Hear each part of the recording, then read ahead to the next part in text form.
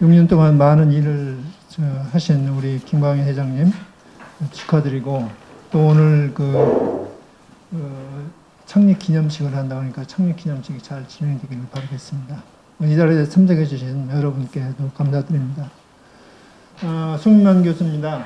예, 개념체계가 저는 이 개념체계를 가지고 오랫동안 연구 좀 생각도 많이 해보고 그랬고, 우리나라에서 회계기준원이 생긴 게 2000년대 생겼었는데, 제일 처음 했던 일 중에 하나가 개념체계 설정이었습니다. 우리도 어떻게 하면 개념체계를 잘 만들 거냐, 왜 만들어야 하느냐, 이거 갖고 고민을 많이 했었고, 그 근거로 이제 개념체계도 만들었고 이렇게 됐었는데, 마찬가지로 미국이나 또는 국제회계기준위원회에서도 설정이 되면서 FASB가 제일 먼저 생기면서 첫째 프로젝트가 개념체계를 어떻게 설정할 거냐 하는 그런 문제였었거든요. 그래서 개념체계라는 것이 굉장히 모든 회계의 근간이 되는 그런 건데, 그 근간에 대해서는 회계 기준에 대해서는 많은 관심을 갖는데 개념체계에는 관심을 가지지 못했던 그런 부분이 좀 있어서, 다시 한번 그냥 내용도 중요하지만 개념체계에 대한 관심을 가졌으면 좋겠다는 의미에서 제가 우리 김 회장님한테 개념체계 한번 어떤 세미나 한번 가졌으면 좋지 않겠냐 이렇게 말씀을 드렸습니다. 우리 삼성전자의 시가총액이 얼마인지 아시죠? 한 428조 되거든요. 근데 재무제표를 보면 순자산, 자산에서 부채를 뺀 게 한 260조 정도 됩니다. 그러면 그 차이가 한 160조 차이가 나는데, 그 차이가 뭘까? 회계가 진짜 기업의 실질을 반영하고 있을까? 그런 생각을 많이 하고, 아주 극단적인 경우로 네이버 같은 경우에 보면은, 네이버는 시가총액이 48조입니다. 근데 순자산이 얼마냐? 한 6조 5천억? 6조 5천억? 그러니까 결국은 재무제표에 나타난 순자산이 시가총액의 제가 보니까 한 13%, 14% 정도 되더라고요. 그러면 이 회계라는 것이 얼만큼 기업의 실질을 나타내고 있느냐. 그래서 저는 개념책의 책에서도 처음 얘기했지만, 회계가 이게 과학이냐, 아니 예술이냐. 우리가 이제 회계는 과학을 추구한다고 얘기를 많이 합니다. 과학적으로 해서 실질을 그대로 나타내고 모든 걸 있는 그대로 표현한다고 얘기를 합니다. 진짜 우리가 회계의 수치가 있는 그대로 표현하느냐. 다른 사람들은 그렇게 생각하거든요. 회계는 이런 일에 틀려서는 안 된다. 일반 사람들은 그런 생각을 많이 합니다. 모든 것이 정확하다. 근데 회계가 정말 그렇게 정확하게 하고 있느냐. 그런 의문이 드는 것이 됩니다. 그래서 이제 우리 개념체계에서 어떻게 얘기하고 있는지 이런 걸 다시 한번 생각해 볼 필요가 있지 않을까 생각이 듭니다. 그래서 원칙 중심 우리 회계를 도입했죠. 10년 전에 만 10년인데요. 개념체계가 어떤 역할을 할 건가 한번 생각해 보도록 하겠습니다. 우리가 시간이 40분이라 많은 시간이 아니기 때문에 조금 중요한 거 몇 가지만 얘기하면서 자료로 대체하는 쪽으로 넘어가겠습니다. 원칙 중심 회계 기준은 개념 원칙이 있죠. 원칙은 회계 기준에 나타나 있습니다. 근데 원칙의 기본이 되는 것이 개념이죠. 그 개념을 기초해서 원칙을 만들어 나가고 있는데, 원칙을 잘 이해하기 위해서는 개념을 근거에 깔려 있는 개념이 뭔가 하는 걸 갖다 이해하는 것이 필요하다 하는 그런 생각입니다. 그래서 원칙의 근거에 대한 개념을 이해한다는 얘기고요. 원칙 중심하고 이제 규칙 중심이라고 했더니 우리 김 회장님에서 규정 중심이 더 좋지 않느냐는 얘기를 해서, 저도 좀 얘기를 해서 규정 중심 좋겠다 해서 규정 중심을 좀 바꿨습니다. 규정 중심은 회계 기준에서 모든 회계 처리 규정을 제시하는 그런 거겠죠. 근데 그 원칙 중심에는 원칙만 제시하고 구체적인 규정을 제시하지 않습니다. 그리고 구체적인 규정에 대해서는 상황에 맞게 전문가들이 판단해라. 이런 요구를 하고 있습니다. 그래서 상황에 맞게 전문가들이 판단해라. 대표적인 것이 옛날부터 원칙 중심, 원칙 중심은 감가상각이죠. 감가상각 내용연수, 잔존가치 뭐 이런 거 할 때 정해줄 수가 없으니까. 그러니까 당신들이 알아서 판단하세요. 뭐 우리 옛날에 규정 중심이라고 했지만 원칙 중심도 굉장히 많이 있었습니다.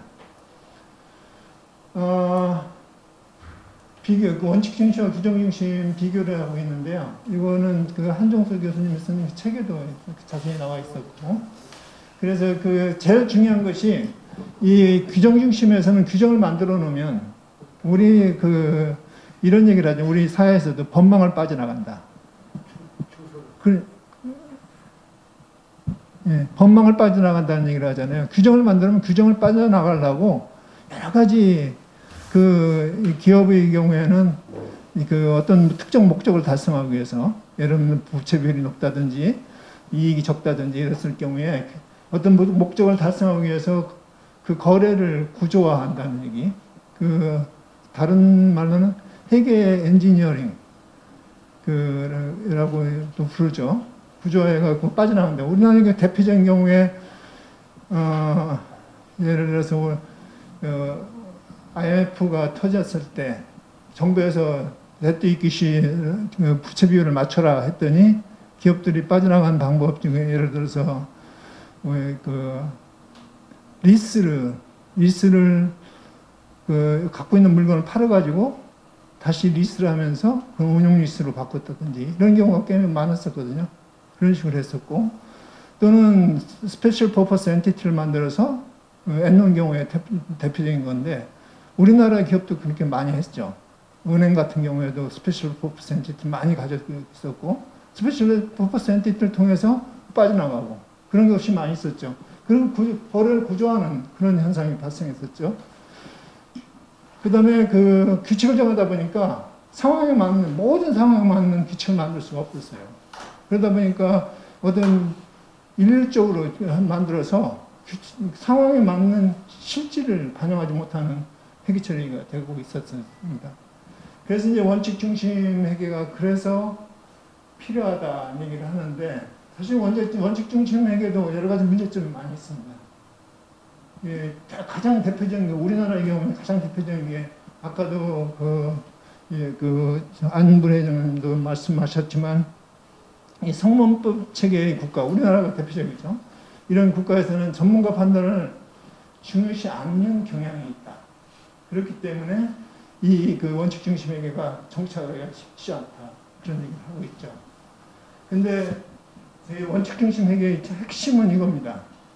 건전한 전문가의 판단이 필요하다.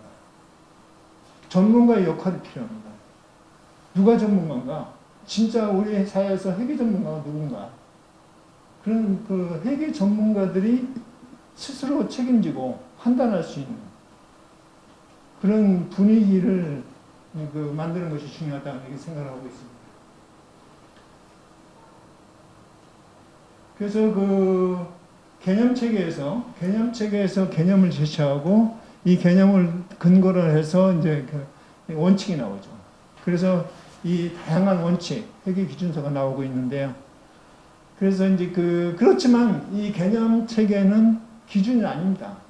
아까 토론은 어떤 분들의 경우에는 개념 체계에서 어떤 특정한 기준을 제시하지 않느냐 이런 얘기를 하고 있는데, 개념 체계는 기준이 아닙니다.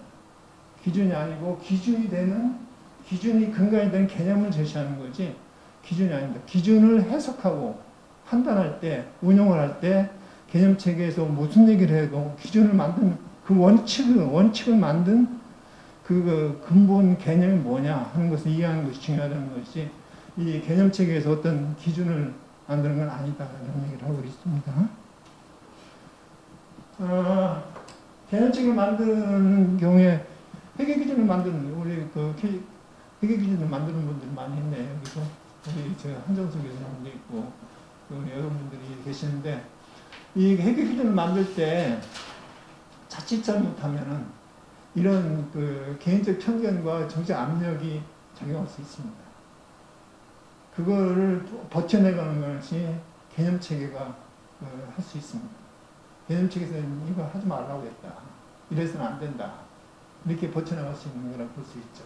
그래서 FASB 1913년에 했고, ISB 1999년부터 했고, 우리 KSB 경우에도, 우리 한국 회계 기준원의 경우에도 2000년에 설립되면서 그 개념체계를 만들려는 노력을 했습니다.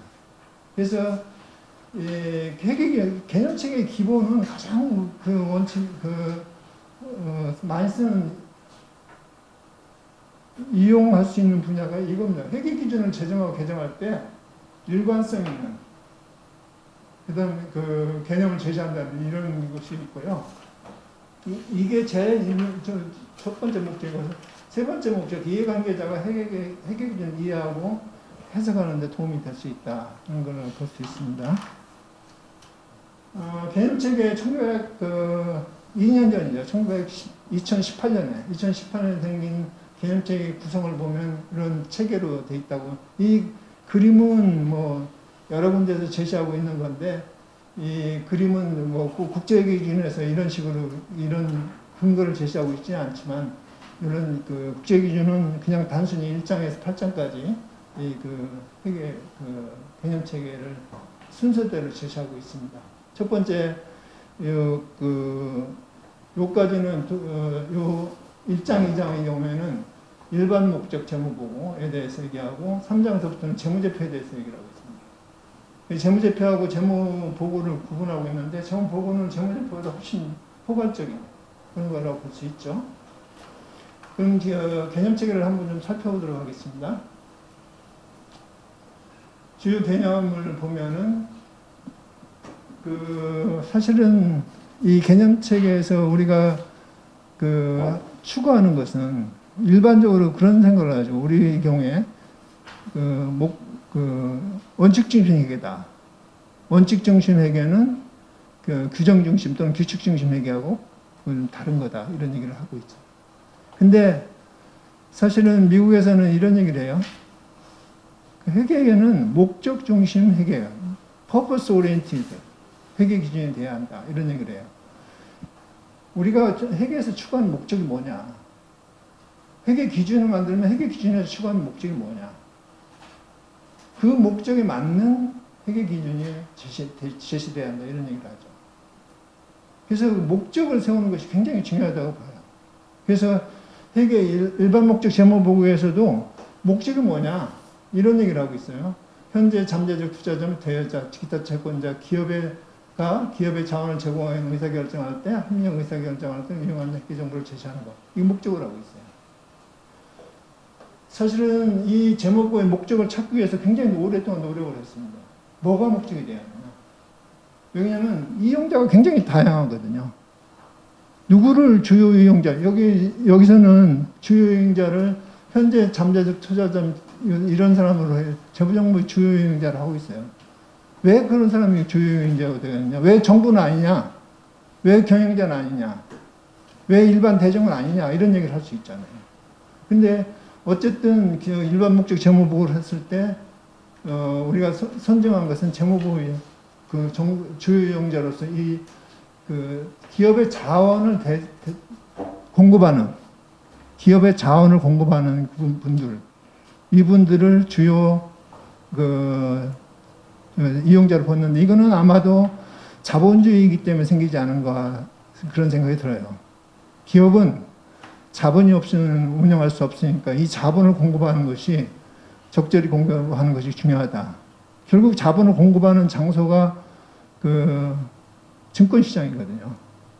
이 증권시장 또는 간접금융인 은행, 그런 데서 유용한 재무제표가 돼야 한다. 그 사람들을 위한 재무제표가 돼야 한다. 재무제표가 아니라 재무보고가 돼야 한다. 이렇게 얘기를 하고 있죠. 그런 분들이 이제 기업에 관한 자원을 제공하는 의사결정을 하죠.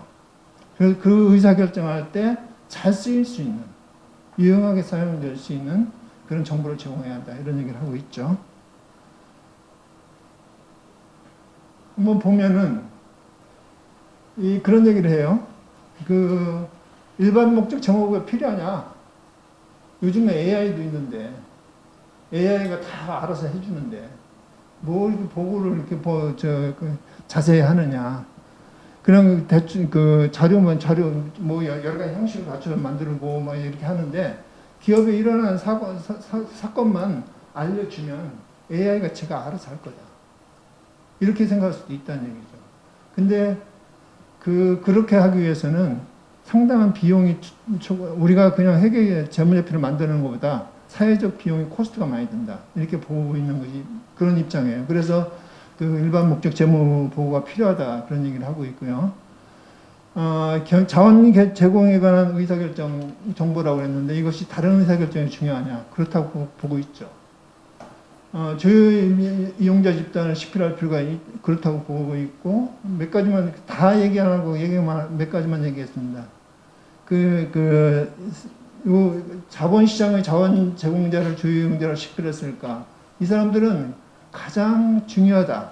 특히 자본주의 사회에서는 이 사람들이 가장 중요하고 그 즉각적인 정보 수요가 있다 이렇게 봐요.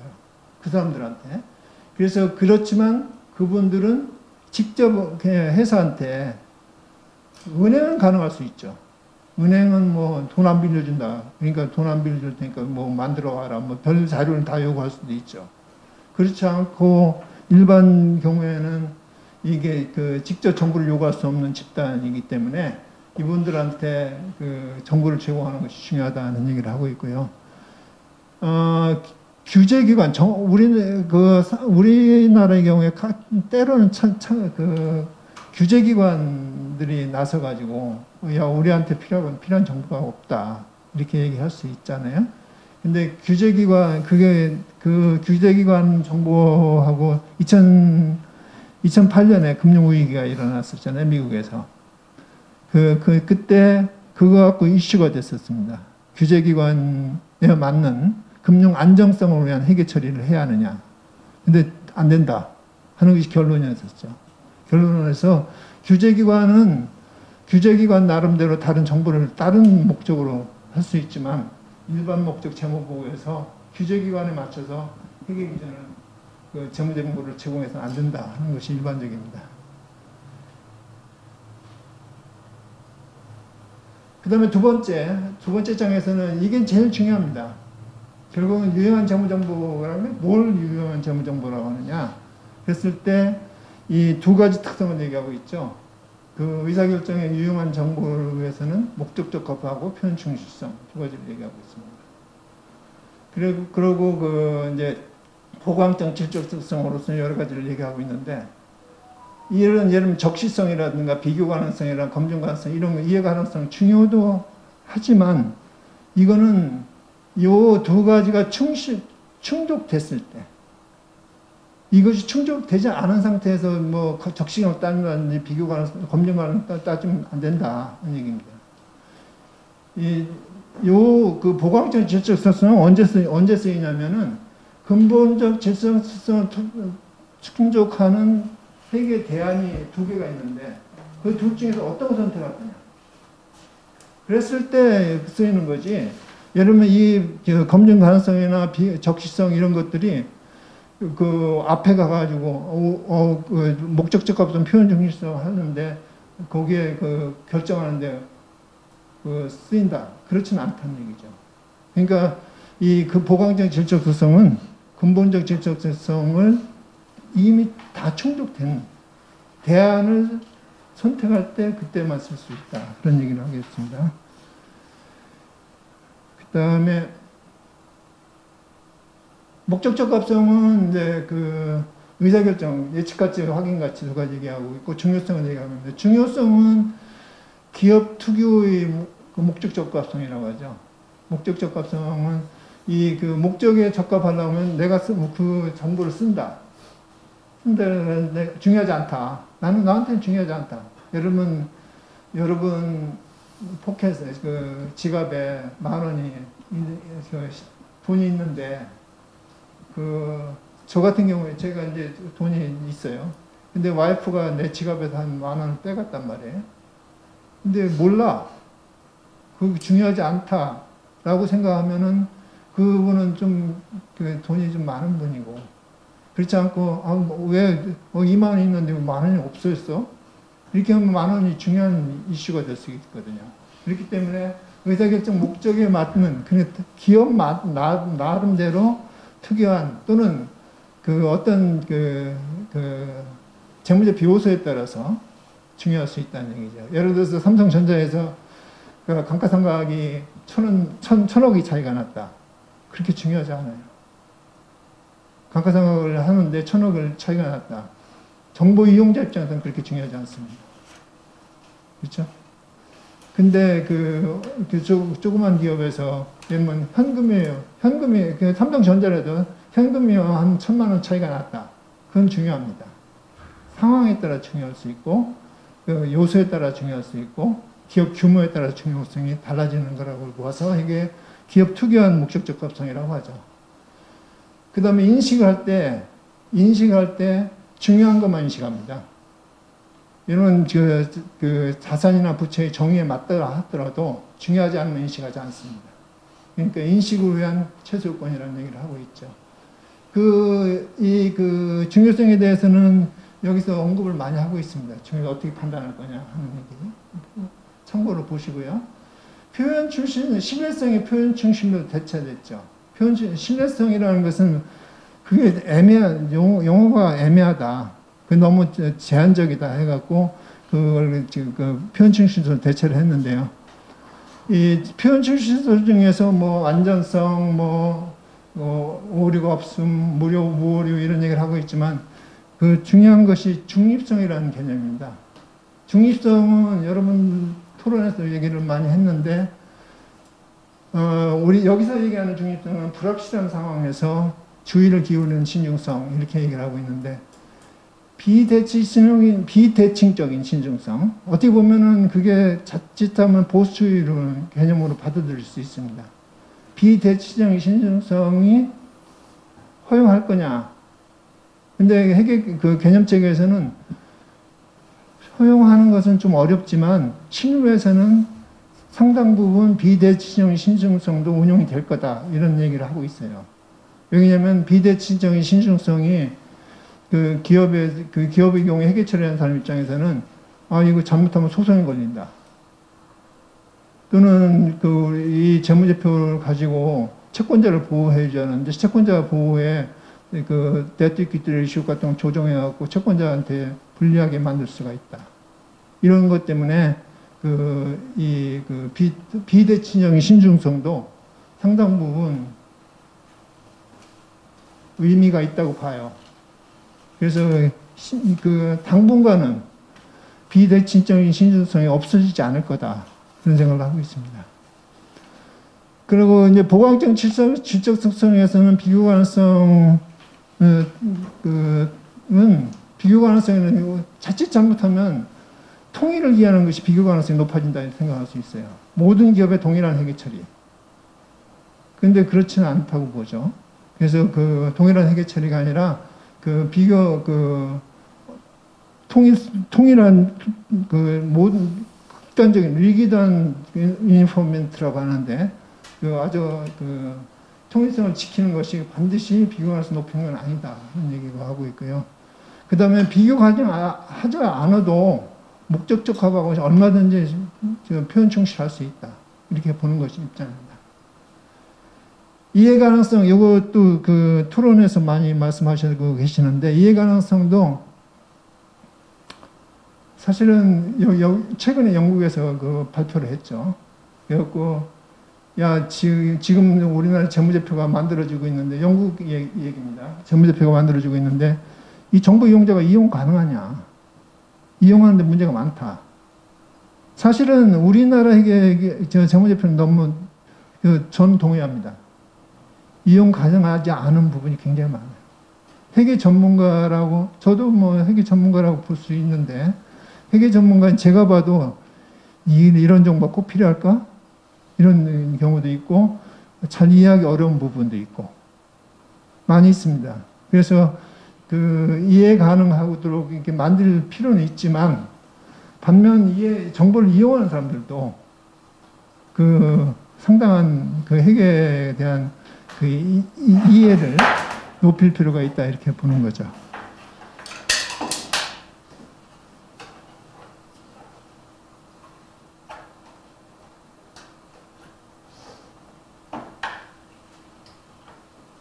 이거 빠졌나? 토론이 빠졌나?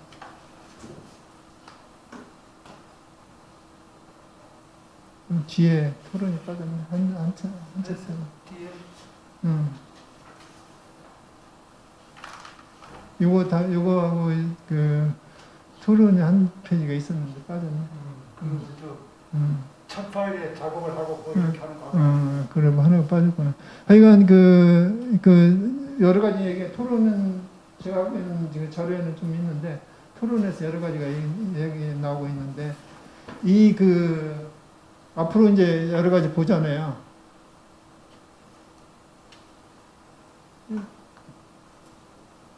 앞으로 여러 가지를 보게 되는데 여기에서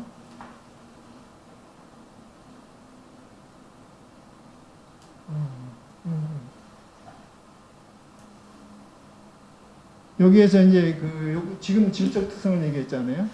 그 다음에 재무제표 보고 이거 요소라든지 인식과 제거, 측정, 특히 인식과 제거, 측정, 표시와 공개 이런 모든 분야에 이 유용한 목적이 여기에 맞춰 있습니다. 유용한 정보를 사기 위해서는 인식은 어떻게 하고, 유용한 정보를 위해서는 측정은 어떻게 하고, 유용한 정보를 위해서 표시와 공시를 어떻게 한다. 이렇게 맞춰 있죠. 모든 것이 여기로 집약이 되거든요.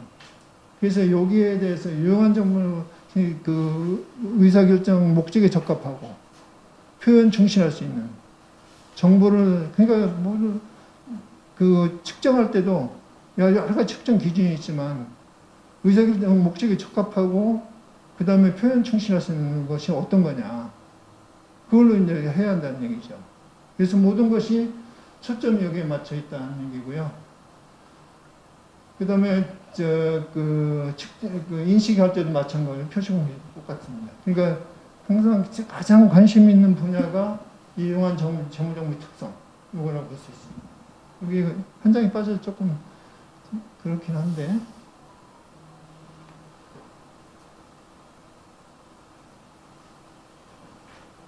그 다음에 이제 재무제표로 넘어갑니다. 재무제표는 지금까지는 재무보고에 대해서 얘기했거든요. 재무보고는 재무제표 플러스 다른 정보가 있습니다. 다른 정보 중에서 대표적인 게 예측정보거든요. 토론에서도 많은 얘기를 했던데 예측정보의 경우에 예측정보가 가장 측정하기가 어려운 분야 중에 하나입니다. 미래가 어떻게 될 거다 예측하는 거거든요. 그렇기 때문에 그거는 측정하기가 어려운 걸 재무보고상에 보고를 해야 하느냐 하는 문제가 나오잖아요. 근데 그 정보는 굉장히 의사결정의 목적에 적합한 정보라고 봐요. 그래서 측정하기가 어렵지만 보고를 해라 하고 있습니다. 그러면 틀리면 어떻게 할 거냐? 다르면 소송이 걸릴 수가 있어요. 그런 것 때문에 정부에서는 그 규정을 만들어가고 세이프 하버를 만들어졌죠. 그래서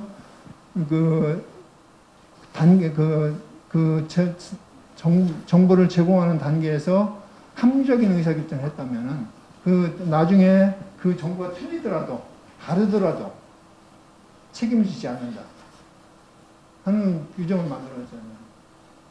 그만큼 그런 우려가 있을 수 있어요. 기업의 경우에, 그건 제가 이제 사회이사나 이런 거 하다 보면 회사의 재무제표를 이렇게 보다 보면 그런 얘기를 하더라고요. 손실이 발생하잖아요. 손실이 발생하면 상당 부분 받을 수 있어, 미래에. 받을 수 있는데 다 비용 처리해. 그럼 왜 손실 다 비용 처리하고, 아니, 나중에 받은 부분 상당 부분이 있는 것 같은데 왜 비용 처리하냐. 그게 아까 얘기한 극단적인 보수주의.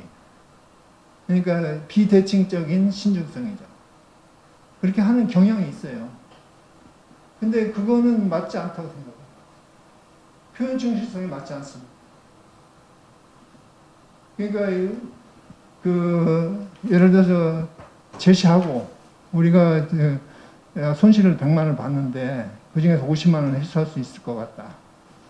근데 이 50만 원 회수하는 건데요. 그 기업이 추정하는 게 있을 거 아니에요. 그럼 50만 원 추정할 수 있는데 이것이 극단적인 경우는 못 받을 수 있지만 이런 얘기를 하면서 그 어떤 특별한 그 공시를 통해서 거기에 약간 위험이 도사력이 있다 이런 얘기를 해주는 건 좋은데 이걸 통째로 100만 원을 다 손실 처리하고 50만 원 받을 수 있는 건 받으면 좋지 나중에. 그때 받았을 때 이익 처리하면 되지. 그러면 기업은 정당하게 그 표현 충실하게 하는 게 아니란 말이에요. 근데 실제는 그렇게 많이 하고 있거든요. 기업의 경우에. 왜냐하면 소송 위험이 거기 있을 수 있다. 이런 것 때문에 그러는데 그렇지 해서는 안 된다는 것이 개념체계의 그 기준, 그 취지입니다. 재무제표는 재무제표에서 이제 문제가 현금으로표는 재무제표를 안 보질 않습니다. 현금으로표는 인식이 이루어진 장소, 우리 발생주의에서 거래가 발생하면 정산이 인식되잖아요. 인식이 이루어진 장소는 재무상태표하고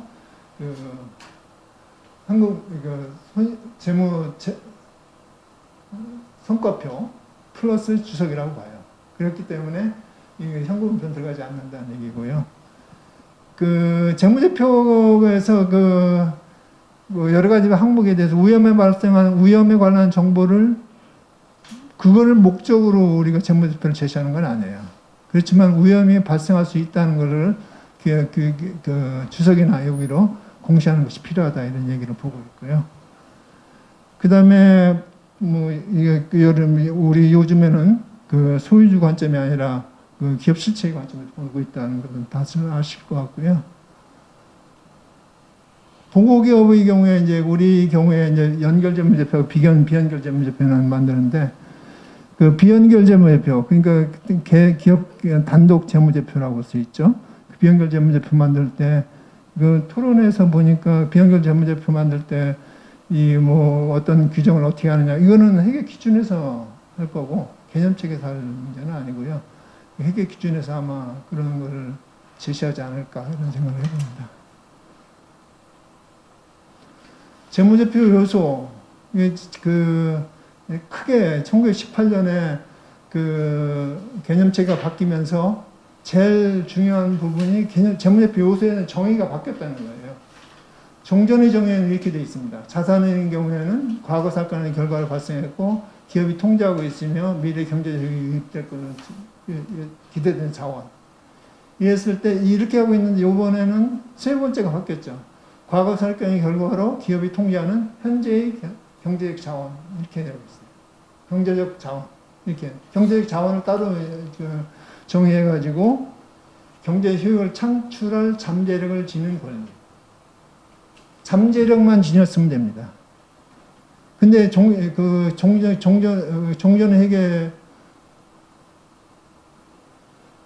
걸 보면은 기대되는 미래 경제적 효익이 유입될 거로 기대되는이라고 있거든요.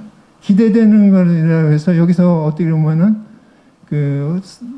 어떤 스트레스홀드라고 할까요? 기대가 얼마가 기대되는 거야? 50%야, 60%야, 70%야. 이런 얘기가 나올 수 있잖아요. 그런 게 없다는 얘기예요. 잠재력만 있으면 담은 1%가 돼도 그는 자산이 정의에 맞는다 하는 것이 최근에 개정된 회계 기준이고요. 그래서 규정이 바뀌었다. 그렇기 때문에 앞으로 자산이나 예를 들면 아까 제가 언급했거든요. 네이버의 경우에 48조 시가총액 48조인데 장부상 6조 5천억이 안 되는데 뭔가 있지 않을까? 뭔 자산이 있지 않을까? 뭔가 숨겨진 자산이 있지 않을까? 그런 것이 인식될 가능성을 열어두었다. 이렇게 볼 수 있습니다. 물론 이게 나중에 이 개념체계이기 때문에 회계 기준으로 어떻게 발전될지는 모르겠어요. 그렇지만 그렇게 가능성이 열려있는 더 많은 자산과 더 많은 부채가 장부상에 인식될 수 있는 그런 때가 오지 않겠나 이런 생각을 해봅니다. 그 다음에 자본은 자산부채의 정의에서 나오고요. 수익과 비용도 자산부채 정의에서 나옵니다. 자산부채 정의를 제일 중요한 것이 이 자산부채 정의를 하면은 나머지는 거기에서 나온 거라고 볼 수 있어요. 요걸 중심은 요거로 하고 있다 하는 얘기를 볼 수 있고요. 자산은 우리가 보통 일반들이 생각하는 어떤 물리적 자산, 물리적 대상 이걸 갖다가 자산이라고 부르는데 이거는 권리다. 예를 들어 리스 같은 경우에 자산을 사용할 수 있는 권리. 자산을 소유하는 건 아닙니다. 사용할 수 있는 권리만 있으면 된다 하는 그 권리라는 개념이고요. 그 다음에 존재 불확실성의 경우는 자산의 정의에 존재가 불확실할 때는 좀 자산의 정의에 조금 문제가 될 수 있다는 얘기를 하고 있지만은 반드시 그 존재 불확실성이 자산을 자산을 정의하는데 반하는 건 아니다 하는 얘기고, 그 다음에 통제라는 개념, 그 다음에 의제 의무, 대기 의무, 그리고 한 사람의 의무를 지면 다른 당사자 권리를 가지는 게 그렇지는 않습니다. 의무를 지면 상대편의 권리를 가지지 않는 경우도 많이 있습니다. 의제 의무 같은 경우 대부분 그런 경우가 많이 있고요. 그 다음에 의무가 현재 의무라면 종업원과 이제 종업원을 채용한 경우에 그런 경우에 이 채권 채무가 발생할 수 있느냐? 그거는 미행 계약으로 해서 우리가 인식하지 않죠. 리스 경우에 대표적인 건데요. 리스 경우에 1970년대 중반에 리스 해계 처리 기준을 만들면서 대표적인 미행 계약이라고 봤었거든요. 그래서 미행 계약을 장부상에 인식할 수 있느냐 가지고 굉장히 토론이 많았었는데, 미행 계약임에도 불구하고 상당한 기업의 기업을 재무제 상태를 표현하는데 굉장히 중요한 상황이기 때문에 이거는 자산부채로도 인식할 수 있다 하는 것이 그 당시에 결론에서 우리가 이제 리스 해계 처리 기준이 그때 만들어졌는데요. 일반적으로는 미행 계약은 장부상에 인식하지 않는다는 것이 일반적입니다. 그 다음에 자산과 부채를 이분법, 이것도 이제 토론서에 말씀하셨던데, 이분법으로는 좀 여러 가지 문제가 있다. 그래갖고 지금 IASB에서 프로젝트를 진행하고 있습니다. 그래갖고 이게 앞으로 어떻게 될지 좀 추이가 주목되는데요. 아마 다른 어떤 대안이 나오지 않을까 생각도 해보고, 옛날에는 3분법도 했었죠. 3분법도 했는데, 조금 뭔가 좀 앞으로 좀 발전될 부분이라고 볼 수 있고요. 그 다음에 다른 것은 시간상 넘어가겠습니다. 이 경우입니다. 그러니까 이 경우에 보면은 미래 현금 흐름이 발생할 수 있는 확률이 한 2%뿐이 안 돼요. 가능성이 굉장히 낮습니다. 낮지만 이것이 회사의 자산을 볼 수 있느냐, 자산을 볼 수 있다는 얘기입니다. 그죠? 이 자산 정의에 따라서는 자산은 정의에 맞는다. 인식할 거냐는 다른 문제입니다. 모든 자산이 정의에 맞는다고 해서 장부상에 인식하는 건 아니거든요. 인식 문제는 다르지만 어쨌든 자산은 맞는다. 이렇게 보는 거고요. 부채의 경우에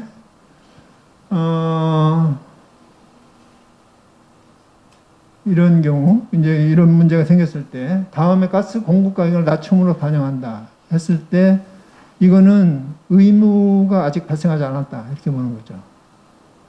의무가 발생하지 우리는 공급 반영을 앞으로 가스 공급을 할지 안 할지도 모르고 얼마를 할지도 모르고 이렇게 됐기 때문에 이거를 갖다가 현재 의무라고 볼 수는 없다 하는 것이 일반적입니다. 그래서 이건 현재 의무가 있다고 볼 수 없다는 얘기고요.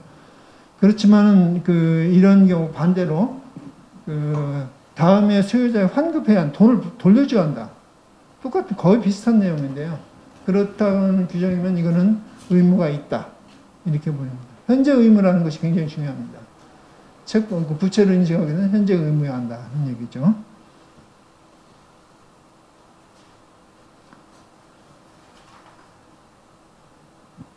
여러분 골프 좋아하시죠? 이게 무슨 새예요? 이 새가.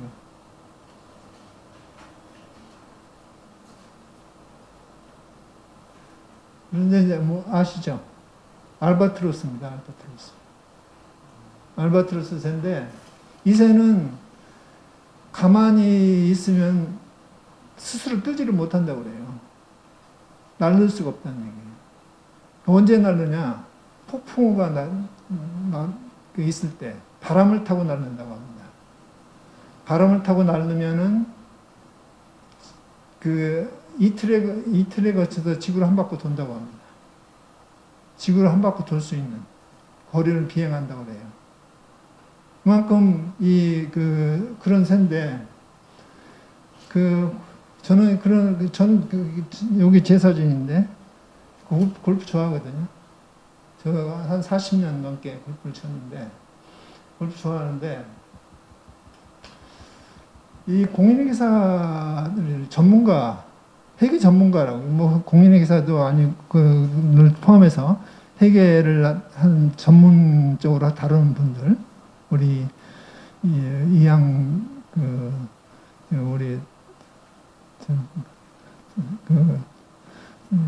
KB의 아주 중요한 인사 이런 분들 경우에도 이제 회계 전문가인데 회계 전문가는 전문가라는 게 뭐냐? 사회에서 분리된 아주 독특한 집단입니다. 독특한 집단이어서 진입을 하려면 상당히 어려워요. 우리 김광민 회장도 열심히 공부해서 학교 다닐 때 공인회계사 학교 가고 이렇게 진입을 했는데 이게 진입하기 어려운 부분 중에 하나입니다. 저는 진입하기 어려워서 내가 포기를 하고 공부를 CP를 안 했는데 어쨌든 진입하기 굉장히 어려운 부분입니다. 통제를 하고 있죠. 이 전문가의 특징을 따지면 이 성공한 분들은 상당히 사회에서 인정을 받고 있고 특권 돈도 많이 받고 그렇게 하고 있죠. 근데 이제 전문가는 특별한 지식이 있어야 하고 특히 사회적 목적에 대한 헌신을 하고 있다. 그래서 이제 우리나라의 경우에 공인회계사들이 노조를 결성하겠다는 얘기를 했어요. 저는 전문가로서 있어서는 안 된다 이렇게 보는 입장인데요. 전문가들은 노조를 안 합니다. 노조를 안 하고 이거는 병원 의사들이 노조를 한다? 교수들이 노조하는 것도 맞지 않습니다.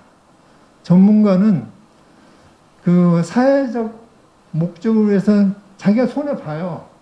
어떻게 보면 손해를 보면서도 헌신한다는 그런 느낌이 그걸 갖지 않으면 사실은 공인회계사들이나 모든 전문가를 제공하는 가치, 사회적 가치가 자기 보수보다는 훨씬 높습니다. 내가 받는 보수보다 여러분이 제공하는 서비스가 훨씬 가치 있는 겁니다. 그러면서도 헌신하는 것이 전문가거든요. 그러면서 전문가들은 스스로 규제를 한다. 이것이 전문가의 특징이라고 일반적으로 얘기를 합니다. 공인회계사에 대한 그런 기대는 기술적 기도가 또 이게 어려운 판단을 내려요. 굉장히 어려운 판단을 내렸습니다. 회계적 판단도 그렇고 여러 가지 판단을 내렸습니다. 그 다음에 복잡하고 변화하는 문제를 적정히 다룰 줄 안다. 그 다음에 중요한 것은 다른 전문가와 틀리게 회계 서비스는 일반 대중을 대상으로 한다는 거예요. 돈은 우리가 기업에도 받고 있지만 감사를 하는 사람들이. 근데 서비스는 누구한테 하느냐? 일반 대중이라는 퍼블릭 서비스를 한다는 거예요.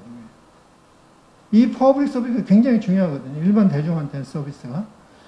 그래서 공인회계사들은 스스로 규제하고 또 판단 능력을 하기 위해서 깊은 이해를, 이런 개념 체계에 대해서 특별히 깊이 이해할 필요가 있다 이런 생각을 하고 있고요. 이것도 하나 빠졌네. 한 페이지가 빠졌는데 또 한 가지는 공인회계사는 3P를 달성해야 한다. 3P를 해야 한다는 얘기를 하고 있어요. 첫 번째가 프로페셔널리즘을 회복해야 한다. 전문가로서의 전문가가 뭐 하는 거냐? 아까 얘기했던 여러 가지 얘기가 있습니다. 프로페셔널리즘을 회복해야 한다 하는 거였고, 두 번째가 프라이드를 가져야 한다. 전문가는 프로페셔널로서 프라이드를 가지고 있어야지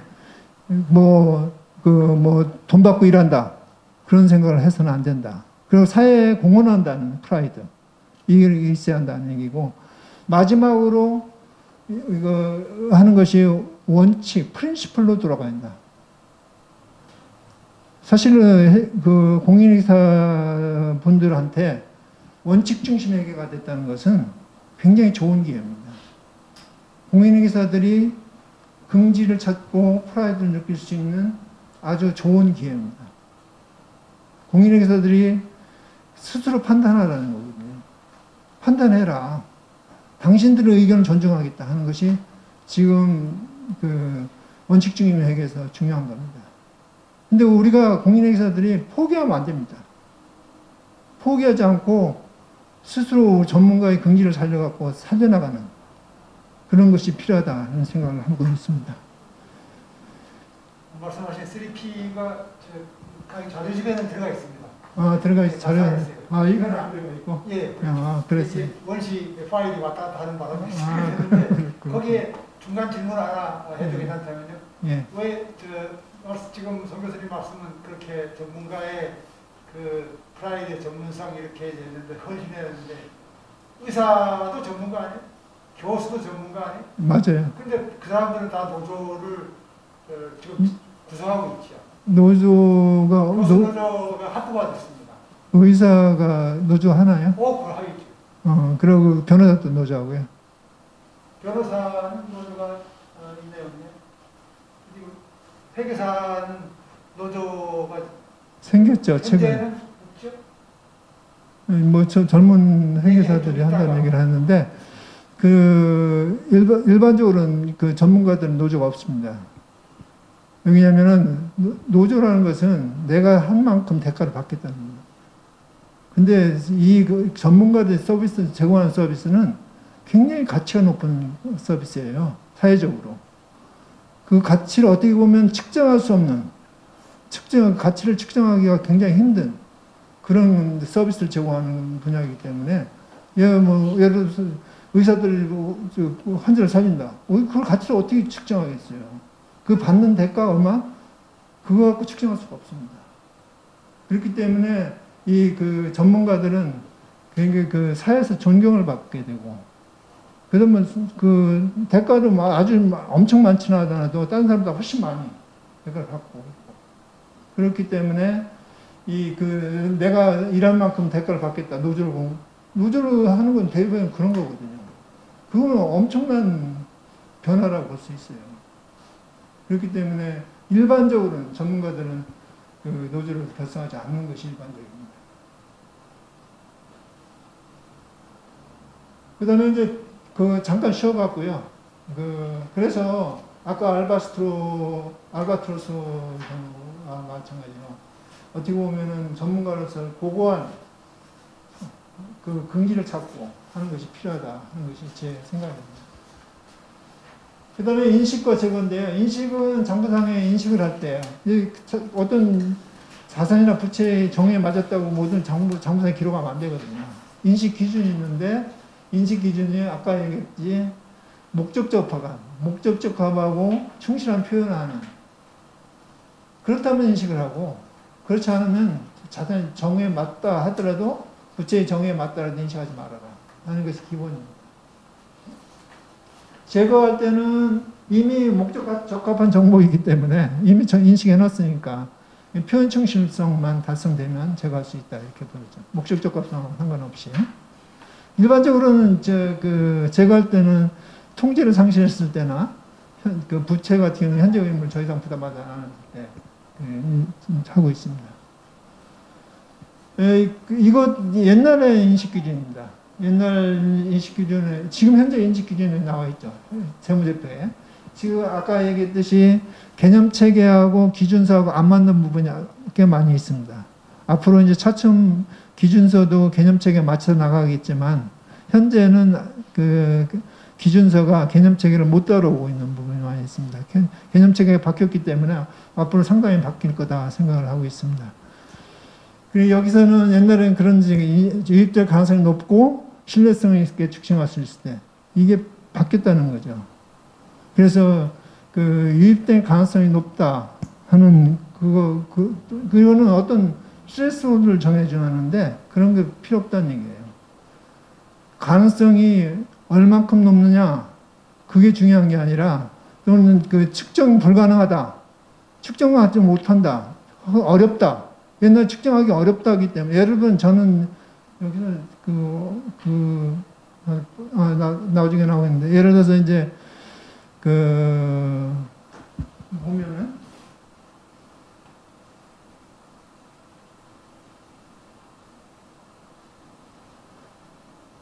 이거예요. 브랜드를 자산으로 인식할 수 있을까? 브랜드를 자산이에요. 브랜드는 자산의 정의에 충족합니다. 왜? 과거의 사건의 결과로 발생하고 통제할 수 있고 미래의 경제적, 현재의 경제적 자원 이거는 지금 브랜드는 충족한다고 봐요. 왜 인식되지 않을까? 그전 옛날에는 그 신뢰성이 측정할 수 있다든지 기대하는 것이 있다든지 이렇게 했기 때문에 그 인식하기가 굉장히 어렵다고 하지만 현재 기준을 봤을 때는 인식이 가능합니다. 가능하지 않다고 안 봐요. 가능할 수 있다. 앞으로 이제 이 회계 기준에서 어떻게 구현될지는 모르지만 그렇게 되면은 아마도 아까 얘기했던 그 네이버의 48조하고 6조 5천억의 차이가 상당히 뭘로 표현되는 그런 부분이 있을 수 있어요. 현재는 우리나라의 경우 현재도 인식되고 있죠. 언제 인식되고 있어요? 대가 이거 합병을 했을 때는 인식하고 있죠. 합병하고 있을 때는 그건 돈을 주고 샀으니까 그 인식하겠다 이런 얘기잖아요. 근데 지금은 너네들 스스로 창출한 브랜드는 측정하기 곤란하니까 안 된다는 얘기잖아요. 근데 측정하기 곤란하더라도 할 수 있다면은 나중에 그 재무제표에 인식되지 않을까 생각을 하고 있습니다. 이제 재무제표로 앞으로 어떻게 구현될지는 잘 모르겠습니다.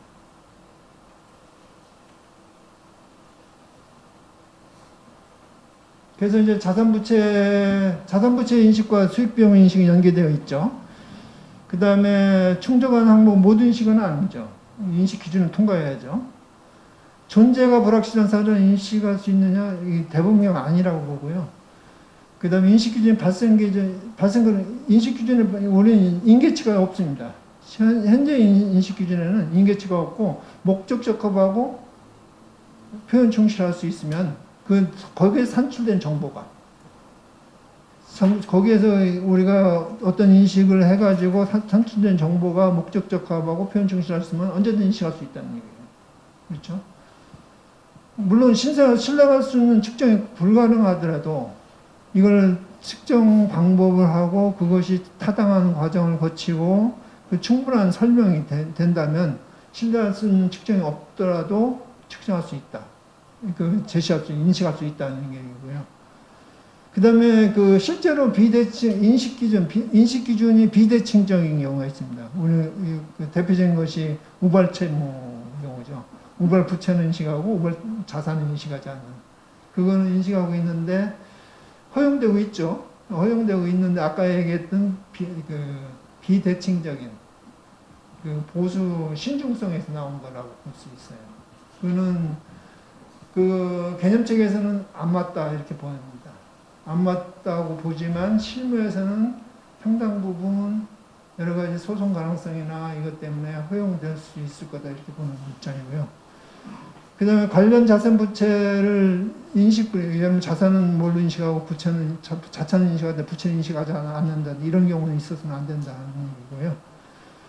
그 다음에 제거의 경우 목적지로서 인식하지 하고 있지 않고 뭐 다른 것은 특별한 게 없습니다. 보시고요. 골프장에서 잔디를 전면 교체한 경우 있잖아요. 그러면 당연히 우리가 자산을 잡죠. 자산이 잔디니까 언제 죽을지 모르니까 자산 안 잡는다 이런 건 아니고 자산으로 그 잔디로 인해서 기업이 미래 경제적 효익을 창출할 수 있고 그 잠재력이 있는 거니까 우리가 자산을 인식한다. 그래서 그 중요한 거기 때문에 여기 이 경우는 10% 총자산 10%라니까 큰 거죠. 그렇기 때문에 만 인식하지 않으면 목적적 가반 정보를 산출할 수 없을 거다 이렇게 보는 거죠. 그리고 표현 충실하지도 않다 이렇게 보는 거죠. 그 다음에 원자력 발전소 경우에 이 토지가 했는데 이런 경우에도 이게 자산을 인식되는 그 자체는 아무런 효익을 기업에 갖고 있지 잠재리가 없지만 그 자체는 아닙니다. 자체는 아니지만 그걸로 인해서 다른 부분에 효익을 갖고 올 수 있기 때문에 이것도 자산을 인식한다 하는 얘기죠.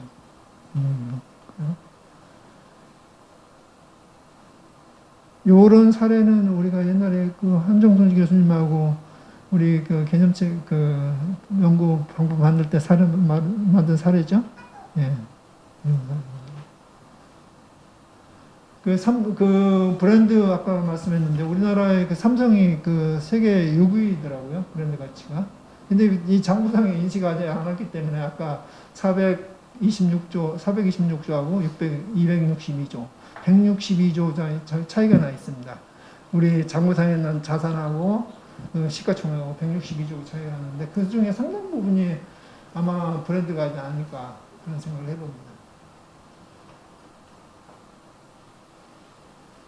그래서 앞으로 조금 그런 것들을 인식해야 회계가 나름대로의 어떤 정보 이용자한테 더 유용한 정보가 되지 않을까 그런 생각을 해봅니다.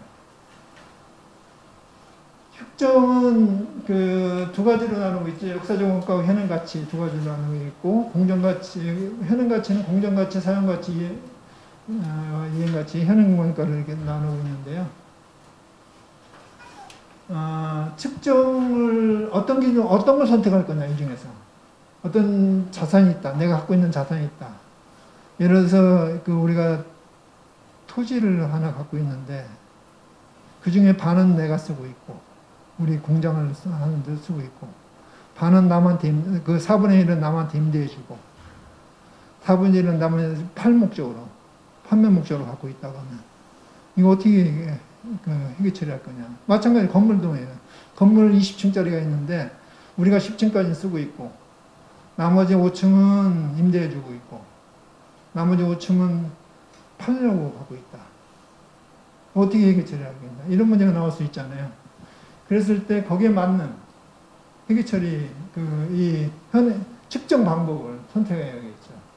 일반적으로 우리가 많이 쓰는 것은 자기가 사용하는 목적의 경우는 취득원가를 많이 하고 있고 팔려고 하는 것은 공정가치를 많이 하고 있고 그 다음에 임대의 경우에는 또 다른 방법을 쓰고 있죠.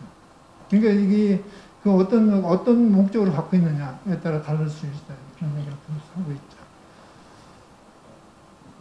혼합 측정. 어떤 자산은 역사정가, 어떤 자산은 현행원가, 이렇게 하다 보니까 이게 합산이 가능하냐 그런 얘기도 많이 해요. 합산의 의미가 뭐냐 하는 얘기를 하는데 어쨌든 혼합 측정을 허용하는 이유는 혼합 측정을 해야 더 목적적 가반 정보를 제공할 수 있다는 거예요. 자산의 특성에 따라서 기업의 자산을 어떤 목적으로 사용하냐에 따라서 다른 측정 방법을 써야 목적적 가반 정보를 제공할 수 있다. 이렇게 봐서 혼합 측정을 허용하고 있고요. 그 다음에 미래 현금에 기여하는 방식에 따라서 달라진다. 그 다음에 측정 불확실성의 영향을 받죠. 그렇지만 측정 불확실성이 있다고 해서 이걸 어떤 측정 방법을 쓰는 게 아니고 그 측정 플러스를 충분히 설명하면 가능할 수 있다 이렇게 보는 겁니다. 적시성은 예를 들면 그 어떤 측정 방법을 쓰려는데 시간이 오래 걸린다. 즉시 제공하지 못한다. 이런 것 때문에 측정 방법을 못 쓰지 못한다고 주장하면 안 된다. 적시성은 측정 기준에 선택에 영향을 미쳐서는 안 된다 하는 것이 여기입니다. 그러면서 그 비교하면서 현금으로는 측정 기준, 이건 측정 기준이 아닙니다. 한 측정 기법이지, 이건 측정 기준. 예를 들어서 공정 가치를 측정할 때, 또는 사용 가치를 측정할 때 현금으로 측정 방법을 써요. 그런 기법이지, 이거는 측정 기준이 아니다. 사용 가치의 이용 가치는, 이게 이제 대표적으로 그런 경우에 이런 얘기를 하죠. 옛날에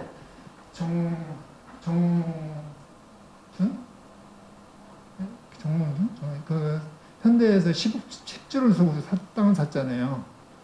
그 삼성동에 동문구. 네, 삼성동. 예, 그 10주를 샀을 때 사람들이 이게 맞느냐? 하지만 저는 맞다 생각했어요. 왜? 다른 사람한테 나한테 가치가 중요하지. 기업의 가치가 중요하지. 이게 예로 똑같은 물건이라도 어떤 사람 사고 어떤 사람 안 사거든요. 왜 사냐? 나한테 그만한 가치가 있기 때문에 사는 거죠. 그러면 그 사람이 샀다고 했을 때 그만한 가치가 있기 때문에 샀는데 그걸 아니라고 누가 주장할 수 있느냐 그런 얘기를 했거든요. 그 마찬가지로 이 사용 가치하고 이행 가치는 주관적인 거고 기업 특유의 가정을 반영해서 결정하는 겁니다. 그렇기 때문에 이게 그 공정 가치하고 다르다. 사용 가치하고 이거는 공정 가치가 다르다. 내가 그 현대에서 그 땅을 살면서 팔목적으로 왔으면 당연히 공정 가치를 평가해야겠죠. 팔목적이 아니고 사용하려고 생각하기 때문에 사용 가치로. 근데 사용 가치는 기업 특유의 가정을 반영해요. 그 다음에 하나의 요소에 둘 이상의 특정 기준을 사용하는 경우도 있습니다. 재무제표는 역사적 원가를 했지만 주석에 공정가치를 표시한다든지 이런 경우도 있을 수 있죠. 그 다음에 자산부채의 경우에 자본은 자산에서 부채를 뺀 거거든요. 그렇기 때문에 측정이 필요 없다 이렇게 생각할 수 있지만 자본은 전체는 측정이 그렇지만 구성 요소 하나하나의 경우에는 그 일부 항목에 대해서는 직접 측정을 하고 있다.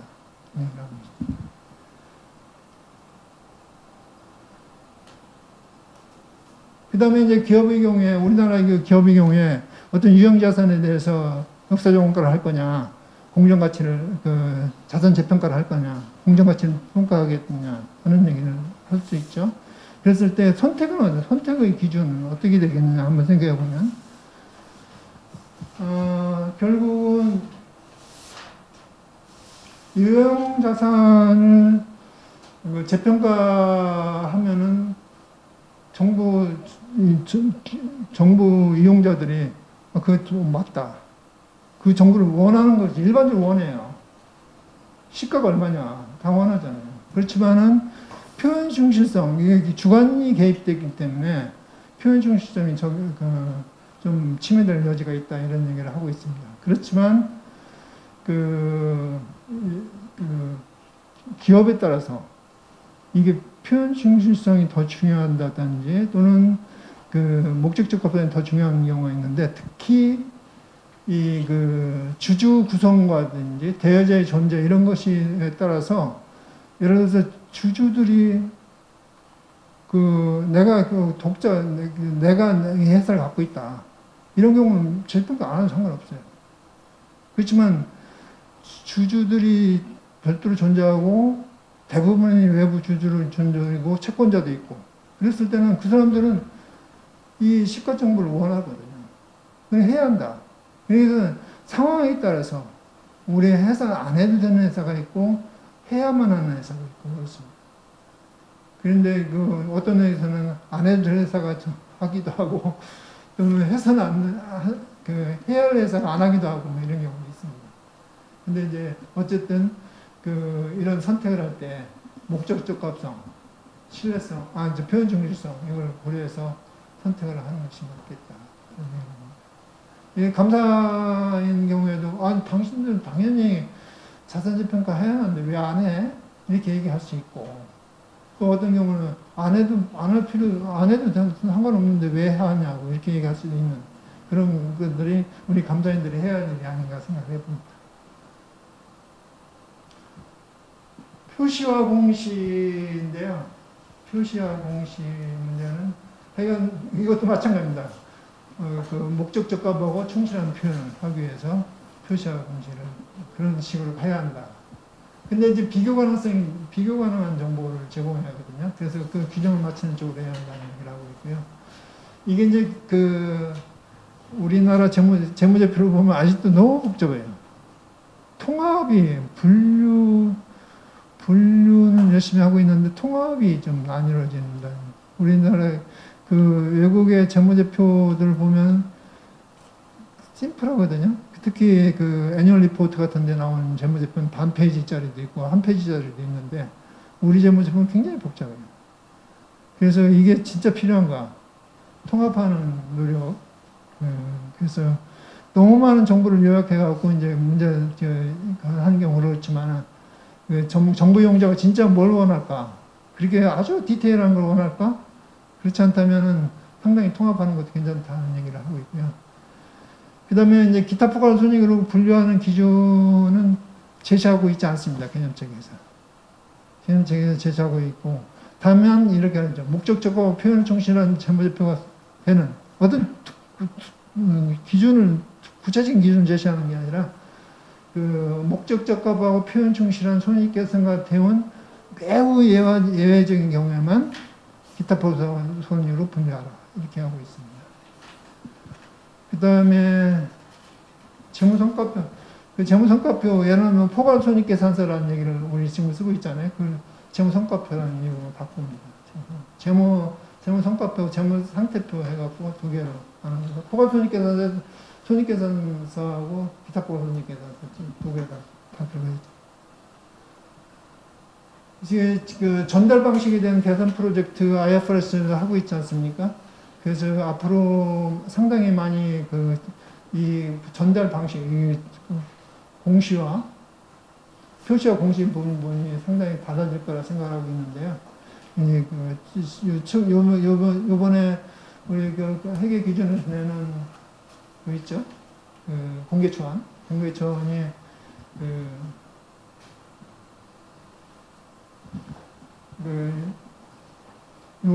프라이머리 파이낸셜 스테이트먼트죠. 그래서 손익계산서의 경우에 어떻게 분류할 거냐 하는 문제를 하고 있는데, 앞으로 상당히 바뀔 부분이 꽤 많을 거다 생각하고 있습니다. 그래서 현행 재무제표가 전달하는 정보가 충분하지 않다, 이해 가능하지 않다 하는 것이 많은 정부 이용자들이 불평하는 방법이었죠.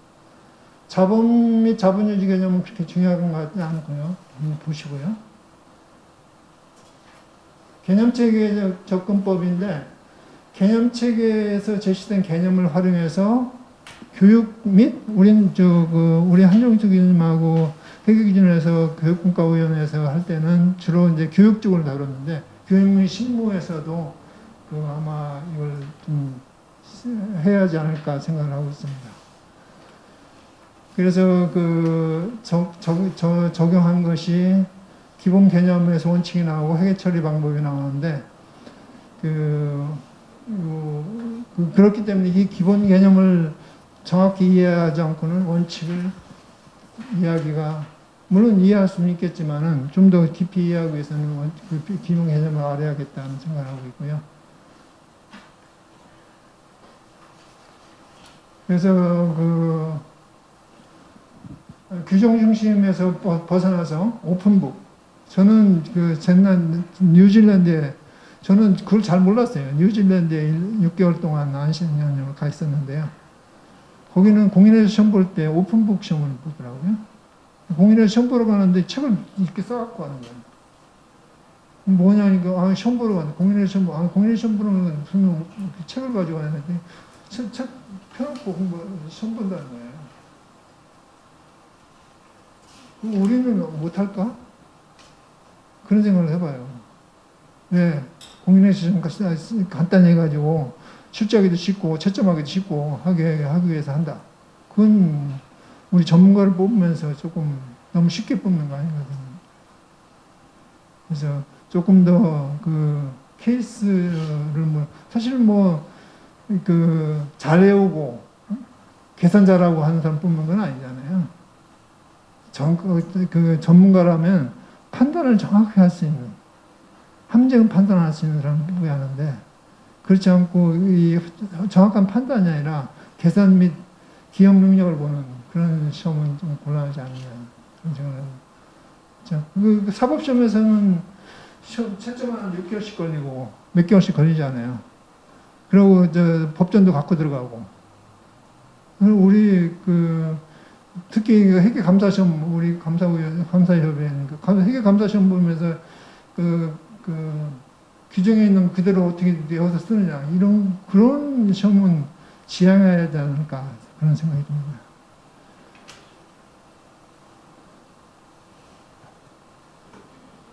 그래서 8단계를 제시하고 있는데요. 이 8단계에 대한 사례는 첨부에 있으니까 한번 보세요. 예, 사례에서 개념체계를, 그래서 나온 모든 것이 상당 부분 회계 기준에 반영되고 그것으로 인해서 이제 된다는 얘기를 하고 있습니다. 이겁니다. 모든 단계에서 고려해야 할 개념이 유용한 재무제표의 질적 특성. 그러니까 두 가지죠. 목적적 합성. 진짜 목적적 합 아니야. 표현 충실 아니야. 두 가지 볼 수 있고. 그 다음에 이제 포괄적 그걸 제약면에서 원가를 보고 있습니다.